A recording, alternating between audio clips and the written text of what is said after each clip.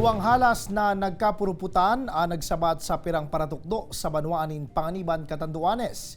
Eksplanasyon kan DNR manungod sa nasambitan ng pangyayari aramunta sa report na ini. Sa video na ini may hiling ang duwang King Cobra na nagpupuruputan sa gilid kan tinampo sa Barangay Tibo sa Banwaanin Panganiban, Catanduanes. Igwa pang mga pagkakataon na napapaangat sa daga ang payo kan duwang halas. Ang video na yan, kuakan school head kan Tibo Elementary School na si Arnel Fernandez. Sigun kay Fernandez, pasiring sinda sa eskwelahan kay iba ni Bapang paratukdo kan mahiling ninda nasambitan ng mga halas.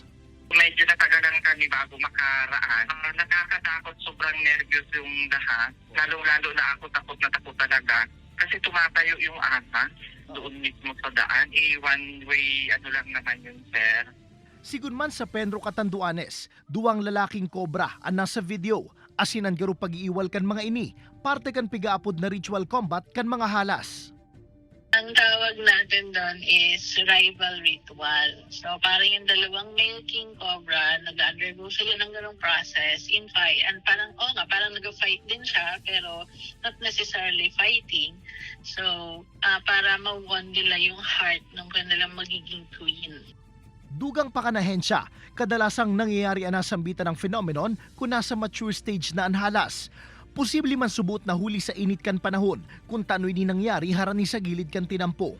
Apelaman kanahensya sa publiko, en kasong makaengkwentro nin siring na sitwasyon, pabayaan na sanaan mga halas para makalikay sa peligro. En kaso mang makadakop nin anuman na klase nin halas o wildlife animals, tulo subot ining isurrender sa sainda para sa maninigong disposisyon. Ini si Jesse Cruzat, Balitang Bicolandia.